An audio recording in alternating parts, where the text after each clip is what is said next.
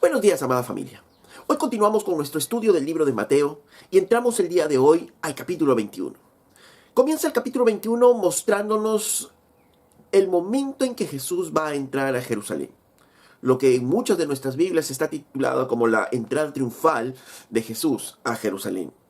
Sin embargo, estos pasajes nos van a permitir ver la coronación de un verdadero rey, pero no una coronación como cualquiera, pues no había pompas y no había ningún esplendor en esta coronación. Jesús ingresaba como rey y fue aclamado por el pueblo mismo como rey de Israel. Esta fue una de las últimas apariciones públicas de Jesús antes de la crucifixión. Así que veamos el pasaje, Mateo capítulo 21, del verso 1 en adelante. Dice, cuando se acercaron a Jerusalén y vinieron a Betfagé, al monte de los olivos, Jesús envió 2 discípulos, diciéndoles, id a la aldea que está enfrente de vosotros, y luego hallaréis una asna atada y un pollino con ella. Desatadla y traédmelos. Y si alguien os dijere algo, decid, el Señor los necesita y luego los enviará. Todo esto aconteció para que se cumpliese lo dicho por el profeta, cuando dijo, decid a la hija de Sión, he aquí tu rey viene a ti, manso y sentado sobre una asna, sobre un pollino, hijo de animal de carga.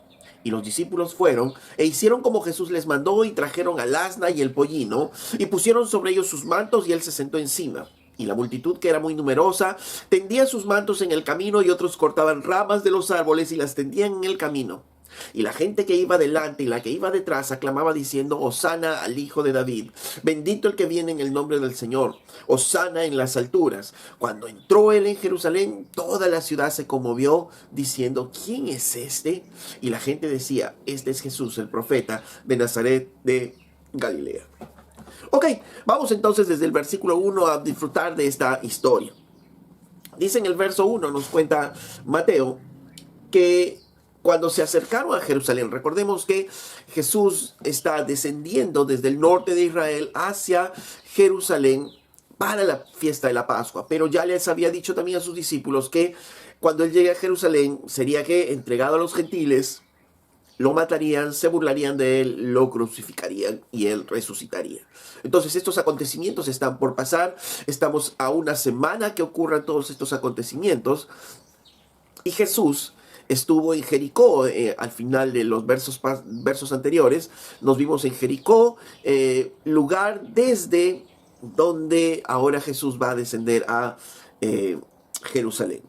Luego Mateo nos refiere que se encuentra en esta aldea, en Betfagé, junto al monte de los olivos, y ahí es donde Jesús comisiona a sus discípulos en una misión. Sin embargo, es necesario relatar lo que Mateo no nos dice, pero sí nos dice los otros evangelistas, principalmente Juan. En el camino de Jericó a Betfagé, al parecer Jesús pasa por Betania, como nos cuenta Juan. Y en Betania va a la casa de sus amigos. Si recordamos sus amigos, Marta, María y Lázaro. En este lugar, según el Evangelio de Juan, Jesús resucita a Lázaro inclusive. Además, en esta ocasión, en Betania también, aparece una mujer que comienza a adorar al Señor con un perfume muy caro y enjuagándole sus pies con sus cabellos. Ok, entonces ocurre esto y después que ocurre esto, Jesús se desplaza hacia Jerusalén y es donde llega a la aldea de Betfagé, cuya ubicación no es muy clara, pero por el relato de Mateo parece que es muy cercana al Monte de los Olivos y eso es casi frente a Jerusalén. Ok, entonces Jesús comisiona, dice, envía 2 discípulos. La Biblia no nos dice exactamente cuáles discípulos, pero les dice, id a la aldea que está frente a vosotros y luego hallaréis un asna atada y un pollino con ella, desatarla y traérmelos. En estos primeros versículos podemos ver la soberanía de Dios en acción. Jesús les va a mostrar que Él es soberano por sobre todas las cosas. ¿Por qué? Porque en el transcurso de los días, ya solo faltan unos días, ellos van a ver una serie de acontecimientos que necesitan tener la seguridad de que Él está en control de todas las cosas. Entonces, Jesús va a enviarles a una misión. Y les dice a 2 de sus discípulos, vayan a la aldea que está al frente. Estaban muy cerca, probablemente la aldea está al frente, ellos no están viendo a estos animales, pero dice que vaya al frente y en el frente encontrará que una asna atada con su pollino con ella. Dice, desatadla y traédmelos. ¿Ok? Entonces, Jesús envía a sus discípulos con esta misión un poco extraña. Y obviamente en la mente de los discípulos estaría, pero ¿cómo Jesús sabe que cuando entremos en la aldea del frente va a haber un asna con su pollino atados ahí frente a la casa? Cuando normalmente inclusive esta asna y todos los animales se ataban en la parte posterior, en el patio posterior de las casas, no adelante. Pero ahora, de una manera muy extraña, esta asna y este pollino estaban atados y estaban frente a la casa. Y por eso es que cuando ellos van a esta aldea, encuentran a estos dos animales ahí. Entonces la pregunta sería de ellos, es cómo es que Jesús sabe esto.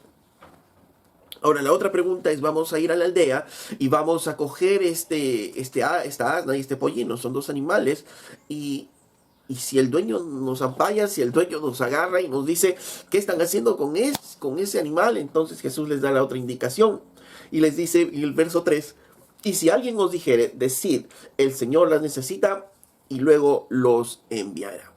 Ok, entonces Jesús les está diciendo, les está advirtiendo antes que ellos hagan la pregunta, y si los dueños le preguntan, ¿qué es esto? Ustedes le responderán, el Señor lo necesita, y eso sería suficiente para que le envíen los animales. Ok, entonces se entiende que los dos discípulos obedientemente van a hacer lo que Jesús les dice. Y obviamente es un mandato extraño, es una situación un poco difícil de entender, algo que ellos no comprendían, ellos no veían. Ellos van a entrar a Jerusalén, no entienden por qué el pollino, no entienden por qué el asna, no entienden por qué ellos tienen que ir y por qué ellos no van todos personalmente. Hay muchas preguntas que podrían ellos tener.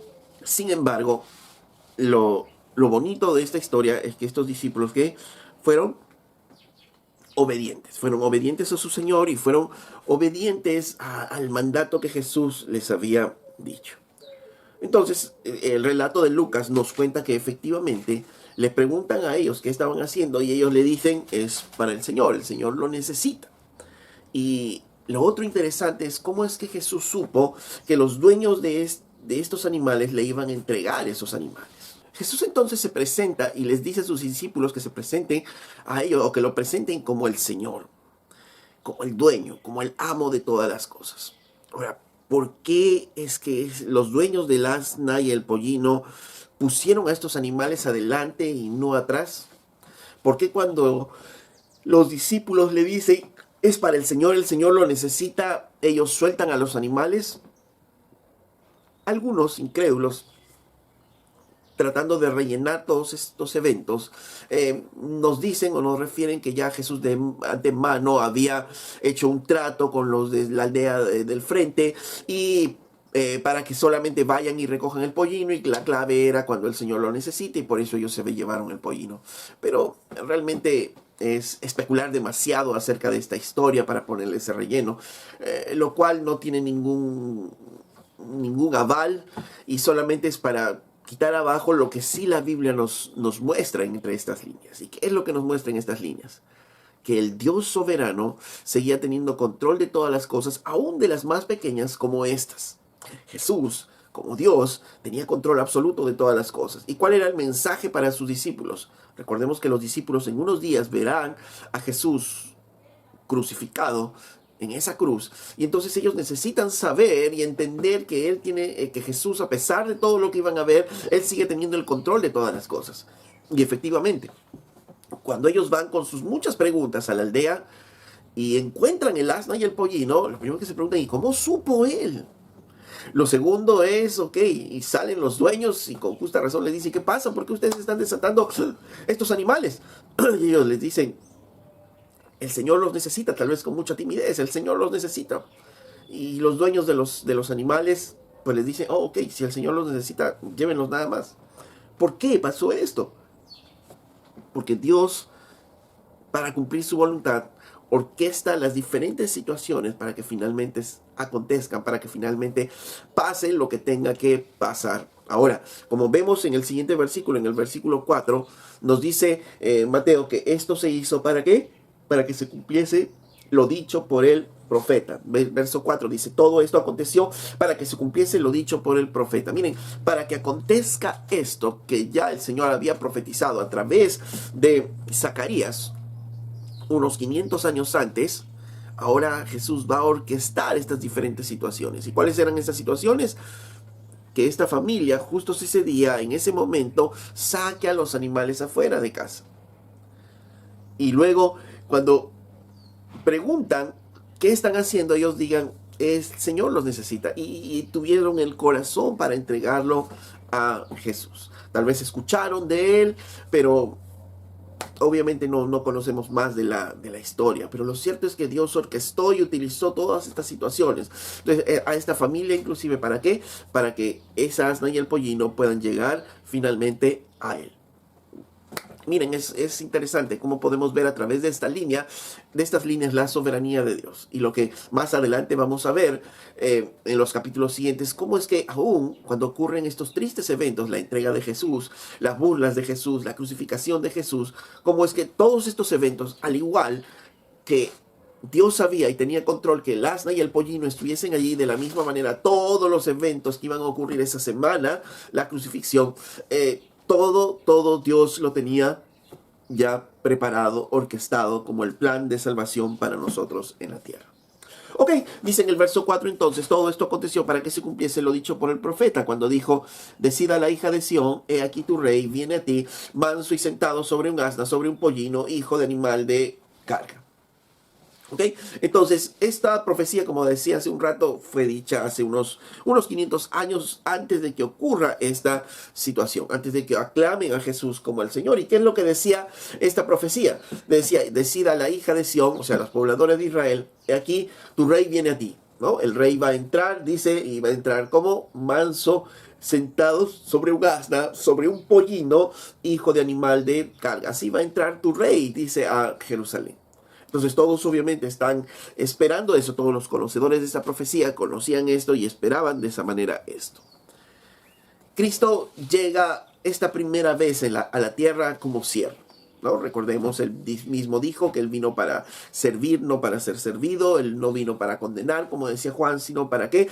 Para dar su vida en rescate de muchos, ¿no? Entonces, este tiempo no era el tiempo en que él venía como un rey soberano, sino como un siervo que estaba dispuesto a dar su vida por quién, por todos nosotros. Pero no nos equivoquemos, porque en su segunda venida Jesús ya no vendrá así, ya no vendrá igual. En su segunda venida, de acuerdo al libro de Apocalipsis, nos dice que él vendrá como rey, con toda la gala de ser un rey. Dice en Apocalipsis capítulo 19, 11, dice, entonces vi el cielo abierto y aquí un caballo blanco y el que lo montaba se llamaba Fiel y Verdadero y con justicia juzga y pelea. Entonces dice Apocalipsis que se abren los cielos y empieza a venir desde los cielos uno que estaba montado sobre un caballo blanco. Este era Jesús. Entonces en su segunda venida él viene como rey, él viene con toda la pompa de rey, porque él es el rey de reyes, es el señor de señores. Ahora viene montado sobre un caballo como un combatiente, como un guerrero. Pero cuando estuvo en su primera venida era el ¿qué? Era el siervo, era el cordero que fue inmolado para quitar el pecado del mundo. ¿Ok? Entonces, volvemos a Mateo capítulo 21, en el verso 6, dice, y los discípulos fueron e hicieron como Jesús les mandó, y trajeron el asna y el pollino. Y es algo muy interesante aquí, dice que ellos hicieron conforme Jesús les mandó. Y esa en verdad debería ser la actitud de todo hijo de Dios, la actitud de todo creyente, de hacer conforme el Señor nos diga. A veces nosotros cuestionamos, dudamos, preguntamos mucho acerca de las cosas del Señor, ¿no? Estamos buscando a veces un conocimiento teórico, pero no hay una vivencia práctica en el día a día, porque nos es difícil a veces entender y obedecer algunas cosas que no entendemos, ¿no? Y empezamos a preguntarnos, empezamos a cuestionarnos, ¿no? En nuestras vidas, y entonces ya no obedecemos lo que Dios nos dice que debemos obedecer. Y entonces debemos preguntarnos, ¿realmente aceptamos al Señor conforme la Biblia nos dice? ¿Aceptamos la soberanía de Dios sobre nosotros? ¿Obedecemos lo que Jesús nos dice? ¿O estamos preguntando mayores detalles sobre las cosas, ¿no? Por ejemplo, muchos creyentes tienen cuestionamientos típicos, ¿no? Y empiezan a decir, ¿por qué tenemos que honrar autoridades? ¿No? Y a veces algunos no entienden o no entendemos por qué tenemos que honrar autoridades. Yo no sé, ¿por qué voy a honrar autoridades? Yo no entiendo. ¿O por qué obedecer a los pastores? Son personas falibles como nosotros, son personas como nosotros, no tienen una corona, entonces ¿por qué obedecerlos a ellos? ¿No? Eh, una mujer podrá preguntar y cuestionar, ¿por qué me voy a sujetar a mi esposo? ¿No? Si mi esposo es un imperfecto, mi esposo es así, mi esposo es así, entonces ¿por qué me voy a sujetar a él? ¿No? O otra pregunta, ¿no? Pero ¿por qué las mujeres no pueden predicar, ¿no? En la iglesia, no están predicando, no están dirigiendo iglesias. ¿Por qué no puede hacer eso las mujeres? Entonces nos preguntamos muchas cosas de las cuales a veces no tenemos entendimiento. No entendemos por qué y a veces nos parecemos a esos discípulos, ¿no? En que quisiéramos saber el por qué, todas las cosas, pero ellos escucharon la indicación de Jesús y ellos dijeron, ok, Señor, si tú lo dices así, así lo haremos. Y fueron a pesar de que parecía muy extraño, a pesar de que iba contra sus propios pensamientos, pero ellos fueron ¿a qué? A obedecer a Jesús. De la misma manera, nosotros debiéramos caminar en obediencia al Señor. Van a haber cuestiones, van a haber cuestionamientos acerca de alguna de las disposiciones que el Señor nos da, como ya hemos leído, pero a pesar de nuestros cuestionamientos, a pesar de nuestras dudas, debemos obedecer al Señor, así como lo hicieron los discípulos. Entonces Dios nos está llamando muchas veces a una obediencia ciega de su palabra y poder obedecerle aunque no entendamos todas las cosas. ¿Ok? Entonces debemos entender y aceptar la voluntad de Dios, inclusive en cuanto a su soberanía. Si el Señor dispone algo en nuestras vidas, pues debemos aceptar esa disposición que el Señor ha tenido para con nuestras vidas, recordando, entendiendo que todas las cosas nos ayudan a bien. Este es el reto que todos nosotros como creyentes tenemos, que debemos tener obediencia a la voluntad de nuestro Señor. ¿Ok? Entonces siempre debemos caminar en obediencia, así como lo hicieron los discípulos, también nosotros debemos hacer. Ahora, verso 7, dice en el verso 7, y trajeron el asna y el pollino y pusieron sobre ellos sus mantos y él se sentó encima. Ok, no tenían una cabalgadura, no era un caballo, entonces ¿qué iban a poner en el lomo del animal para que Jesús se pueda sentar? Y cogieron, dice, sus mantas y la pusieron, ¿qué? Encima de este animal, y ahí se sentó Jesús y de esa manera entró a la ciudad. El rey iba a entrar en la ciudad montado sobre un pollino de una manera humilde, sin tener nada a él, porque ni siquiera la montura era de él, eran las mantas de sus discípulos, de las personas buenas que colaboraron. Y aunque él era dueño de todo, él se había despojado de todo, como nos dice la Biblia, ¿no? Que siendo rico se hizo pobre para que nosotros fuéramos enriquecidos. Se despojó aún de las riquezas que podía tener, ¿para qué? Para poder ser como nosotros. Ahora, en el verso 8, en el mismo Mateo 21, dice, y la multitud que era muy numerosa tendía sus mantos en el camino, y otros cortaban ramas de los árboles y las tendían en el camino. Esto de poner los mantos en el camino también era algo común en Israel. Era un signo de sumisión justamente a la autoridad, en este caso al rey. Diciéndole al rey, rey, acá estoy, mi familia se somete a ti, y entregándole la capa ahí en el piso para, como si fuese una alfombra, pero tenía este simbolismo. Entrego mi casa, entrego mis bienes, entrego todo lo que soy, ¿no? Porque yo creo en ti, yo voy a pelear por ti, ¿no? Y esa era la idea de entregar estos mantos, y dice que mucha gente lo hizo así, entregó sus mantos, entregó su vida al Señor. En otras palabras, significaba, estamos aquí, estamos a tus pies, ¿no? Porque los mantos estaban por debajo de Jesús y eso es lo que simbolizaba, ¿no? Diciendo, Señor, aquí están nuestros mantos, aquí están nuestras vidas a tus pies. Mientras otros cortaban, dice, ramas de los árboles, ¿no? Como también símbolos de alegría, símbolos de salvación, y de esa manera aclamaron al Señor, ¿no? Así como podemos aclamar con banderas ahora. Ellos agarraron esa rama de los árboles y las agitaron y empezaron a clamar al Señor. Y parte del simbolismo justamente de esta planta es que es la alegría, es la fe. ¿no? Y en medio de todo eso Jesús iba a entrar. Miren, era toda una algarabía, ¿no? Otros cortaban las ramas de los árboles, las tendían en el suelo, y la gente que iba delante y la que iba detrás clamaba diciendo, ¿no? Ellos estaban cantando, ¿no? Ellos estaban ingresando a Jerusalén, el rey sentado sobre un pollino, sobre las mantas de sus discípulos, y él caminando sobre las mantas que echaban la gente alrededor. Pero además la multitud dice que había cogido unas ramas de los árboles, haciendo como un camino para la entrada del rey, mostrando estas ramas de los árboles, alegría por la salvación, el gozo por la salvación. Ahora entonces Jesús está rodeado por una multitud.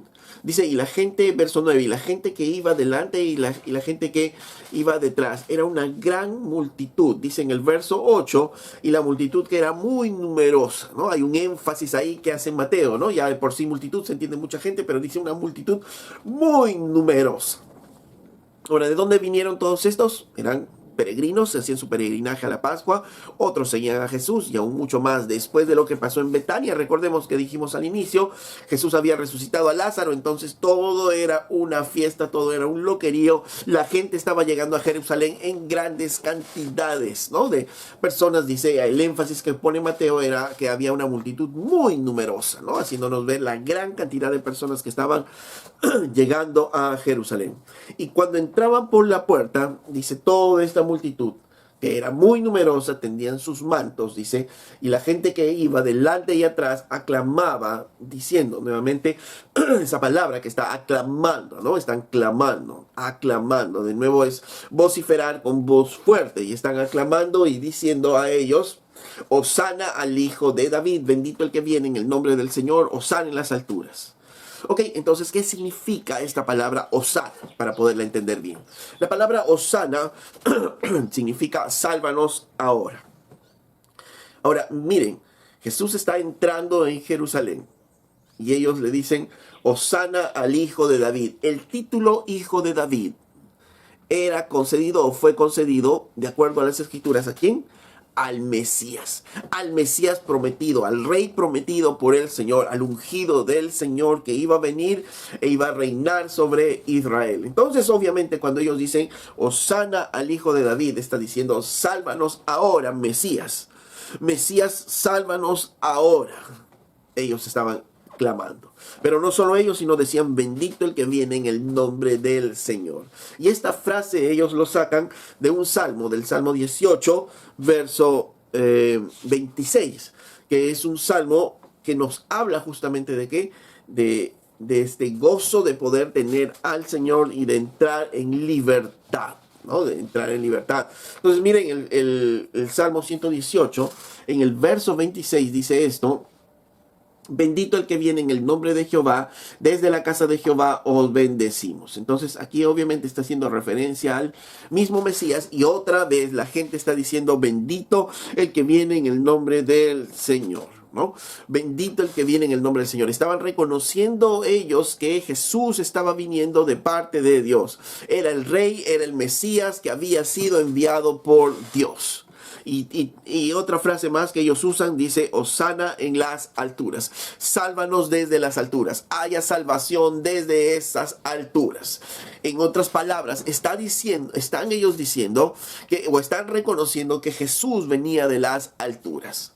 Entonces era el Mesías, el Rey, le decía sálvanos Rey, sálvanos ahora Rey, bendito sea el que viene en el nombre de Jehová, tú vienes en el nombre del Señor, le decía a ellos, sálvanos desde las alturas, porque tú vienes desde las alturas, ¿no? Entonces obviamente ellos están exaltados, están emocionados, ¿no? Por aclamando todo ello, las diferentes personas están aclamando, hay un coro muy grande ahí que se está dando en bendiciendo a Jesús. ¿Ok? Entendiendo entonces esto, que lo que hicieron los de Israel, ¿qué estaban haciendo? Estaban aclamando como rey a Jesús. Entonces, mientras iba entrando Jesús a Jerusalén, la gente lo estaba aclamando como rey, la gente lo estaba coronando como rey. Recordemos que muchas de las coronaciones de los reyes comenzaban por la exaltación del pueblo que lo aclamaba como rey. y finalmente era reconocido cuando se le daba sus coronas. Pero primero estaba la aclamación del pueblo que él era rey. Jesús está ingresando a Jerusalén y la gente está aclamando y está diciendo que él es el rey, que él es el Mesías, está reconociendo que él es el rey. Sálvanos, rey, sálvanos desde las alturas, sálvanos, ¿no? Y cuando nosotros miramos todo esto, nos preguntamos en qué momento llegaron ellos al conocimiento, a este conocimiento de que Jesús era el rey, de que Jesús era el Hijo de Dios, porque definitivamente si viene de las alturas, si viene enviado por Dios, si es el bendito de Jehová, entonces es el Hijo de Dios. Es un hijo de Dios, es el hijo de Dios mismo que viene a reinar. Eso es lo que podían entender ellos. Sin embargo, no era lo que ellos esperaban. ¿Por qué? Porque al aclamarlo como rey, de nuevo ellos estaban viendo a Jesús como un rey humano y su reino como un reino humano. Por tanto, cuando estaban diciendo, sálvanos, Señor, lo que no estaban diciendo es, sálvanos de nuestros pecados. No estaban aclamando a ello, sino estaban clamando cuando dicen sálvanos, porque la idea de Jerusalén, los israelitas, era esta: sálvanos de la opresión romana, sálvanos de la opresión extranjera y conduce a nuestro país a un país de prosperidad, de brillantez, de gloria como la hubo antes, ¿no? Entonces ellos decían, sálvanos, oh Señor, sálvanos, Rey, de estos romanos, sálvanos de estos castigos, de estos impuestos, sálvanos, ¿no? Y esa era la idea que tenían, y realmente con tanta multitud que estaba entrando a Jerusalén, tal vez bien, si fuese un hombre cualquiera, había podido iniciar una revolución ahí. Con toda esa gente a su favor, si hubiera sido el propósito de Jesús, hacer una revuelta política, una revuelta social, entonces el Señor tendría todas las armas para poder hacerlo. Pero sin embargo, Jesús no hizo eso. ¿Por qué? Porque no era su propósito. Jesús no vino para eso. Y entonces esta misma gente que proclamaba, que levantaba el nombre de Dios, a los pocos días, porque solo fueron unos cuantos días, todo esto ocurre en una semana, y ellos entonces están ahora clamando, crucifícale. Crucifícale. ¿Por qué? Porque ellos se dieron cuenta que al pasar los días el Señor no estaba convocando a una guerra, no estaba convocando a una sublevación con Roma, no estaba convocando nada de eso, sino al contrario, estaba mudo, callado, con los que hablaba de amor, de paz, pero nada más, no está haciendo lo que según ellos podría haber estado haciendo.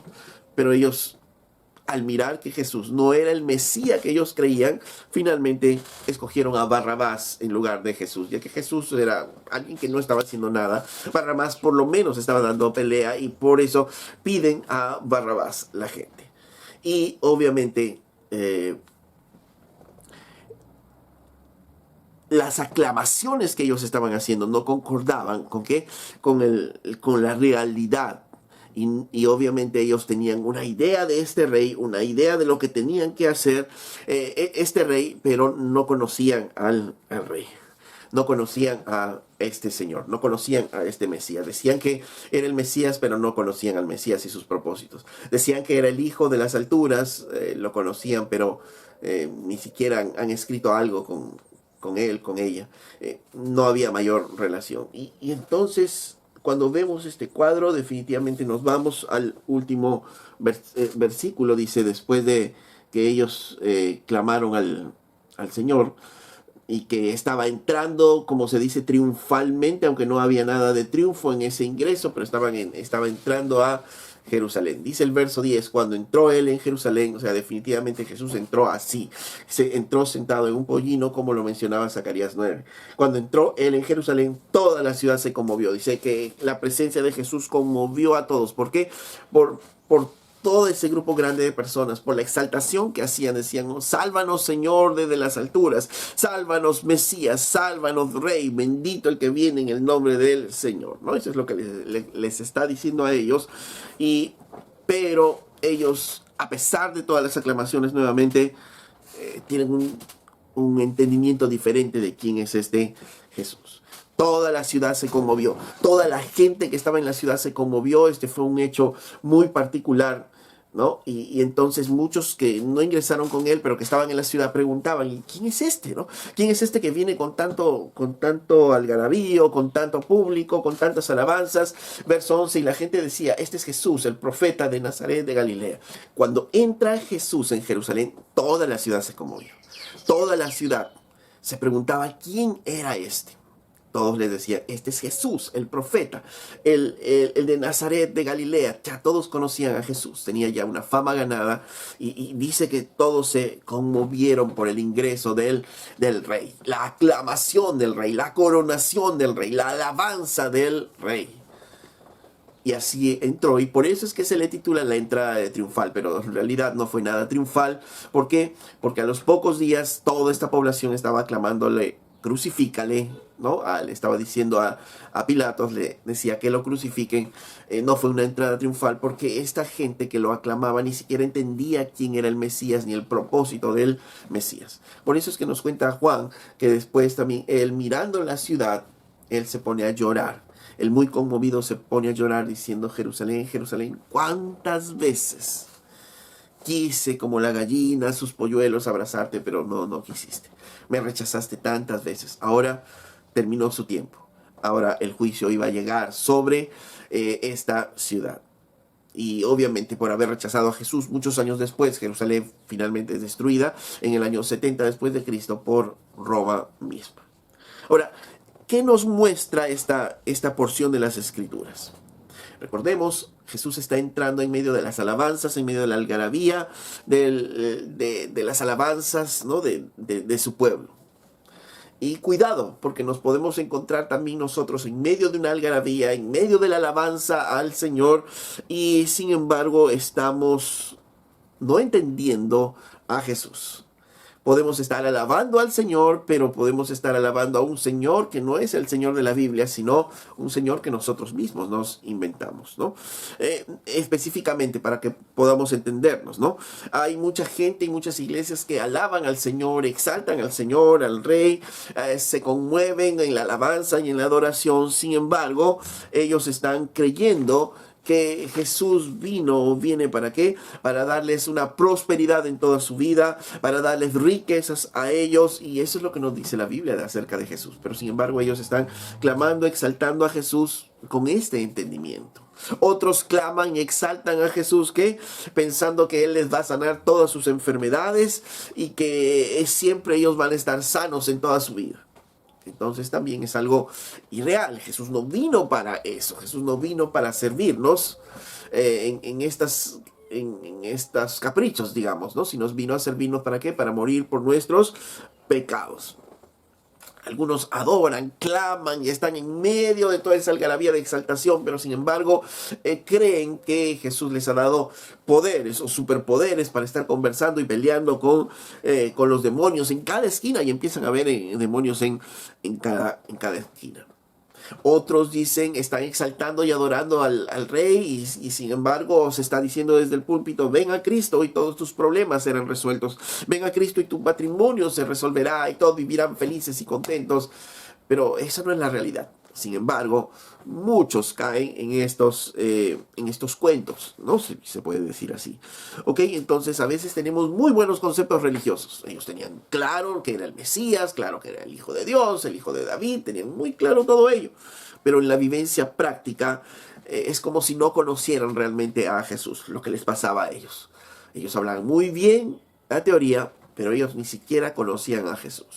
Si se hubieran sentado a hablar con Jesús, seguramente muchos podían cambiar su actitud, su modo de pensar, su modo de vida, pero no ocurrió eso. Y entonces ellos se encontraron adorando a un Jesús que no es el Jesús de la Biblia. Otra persona se puede exaltar, se puede emocionar, ¿no? con la palabra misma, con la adoración, en la adoración, en la exaltación de Jesús. Pero vive una vida totalmente contradictoria a la palabra de Dios. Entonces aquí hay una contradicción en su vida misma, y debemos tener cuidado porque nosotros mismos nos podemos engañar, aclamando, adorando a un Dios, y de repente no estamos adorando al Dios de la Biblia. Pero es que esto puede ser posible, nos preguntamos. ¿Puede ser posible que ocurra como les ocurrió a estos hombres en Jerusalén? Que estemos aclamando, que estemos emocionándonos, ¿no? Exaltando a Dios, alabando a Dios, y sin embargo no conozcamos ese Dios. Jesús mismo nos lo advirtió, recordemos. Jesús mismo dijo: no todo el que me diga Señor, Señor entrará al reino de los cielos. Así es. Y estos hombres Jesús los describe como hombres que están haciendo inclusive actividades religiosas, porque estos hombres le dicen, pero Señor, en tu nombre echamos fuera demonios, en tu nombre profetizamos, en tu nombre sanamos enfermos, en tu nombre hicimos muchas cosas, pero Jesús les dirá que apártense de mí porque no los conozco. Qué duro es esta situación, porque nos podemos nosotros mismos engañar. Podemos estar adorando y alabando a un Dios que no es, que es hecho solamente a nuestra imagen, a nuestra semejanza. Por eso el peligro de no estar congregando, el peligro de no tener la comunión con los santos para que nos puedan ayudar. Porque cuando estamos solos, estamos propensos ¿a qué? A hacer mayores invenciones acerca de Jesús, acerca de quién es Jesús. Y es algo muy peligroso. Por eso el Señor siempre nos llama a estar en grupo, a poder estar como iglesia. Y sobre todo, para conocer al Señor, ¿qué necesitamos? Es leer su palabra. Es a través de las Escrituras que el Señor pueda moldear nuestras vidas. Es a través de las Escrituras que nosotros podamos conocer al Señor y que podamos sin temor aclamar a ese Señor, que podamos nosotros decirle a Él: Hosana, sálvanos, oh Señor. Como decíamos la semana pasada, cuando entendemos nuestra verdadera condición, podemos nosotros clamar: Señor, sálvanos realmente. Y cuando entendemos por qué vino Jesús, el propósito por el cual vino Jesús, también podemos levantar nuestras voces a clamar: Señor, sálvanos, ¿no?